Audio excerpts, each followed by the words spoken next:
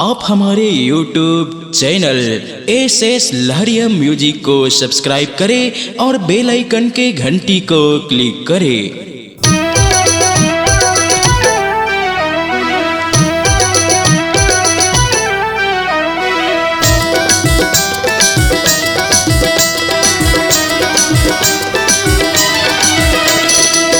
साल माँ बर्थडे करूँ 6 दिन माँ छठी, 6 दिन माँ छठी भैया 6 दिन माँ छठी।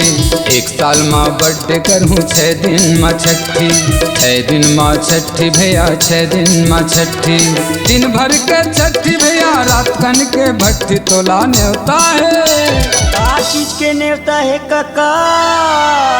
तोला न्योता है गा छठी मदारू के लैका समारू के न्योता है। तोला न्योता है जी छठी मदारू के पुरुषोत्तम साहू के न्योता है।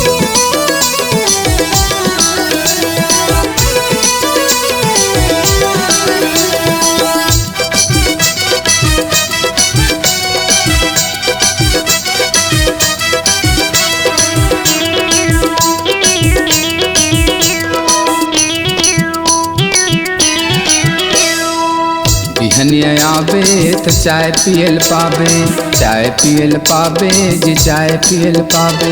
रखिया बरी खा के संज के रहा चले जावे, संज के रहा चले जावे, संज के रहा चले जावे। मधनिया आवे तो मिल ही आलू झुरगा, मधनिया आवे तो मिल ही आलू झुरगा। रति हम आवे तो मिल ही दारू मुर्गा तोला न्योता है। का चीज के पुरुषोत्तम काका? तोला न्योता है गा छठी मदारू के लैका समारू के न्योता है। तोला न्योता है जी छठी मदारू के पुरुषोत्तम साहू के न्योता है।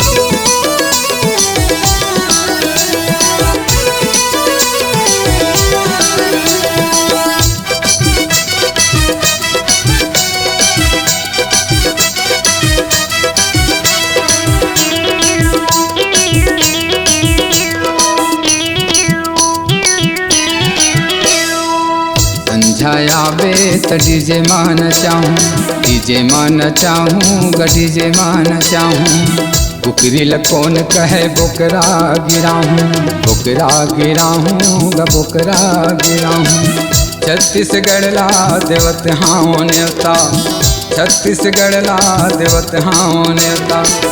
दारू पिए बैठ सबो दरुहा देता तोला न्योता है। का चीज के न्योता है काका? तोला न्योता है गा छठी मदारू के लैका समारू के न्योता है। तोला न्योता है जी छठी मदारू के पुरुषोत्तम साहू के न्योता है। एक साल माँ बर्थडे करूँ 6 दिन माँ छठी, 6 दिन माँ छठी भैया 6 दिन माँ छठी। दिन भर के छठी भैया रात कन के भट्टी तोला न्योता है। का चीज के पुरुषोत्तम काका? तोला न्योता है गा छठी मदारू के लैका समारू के न्योता है।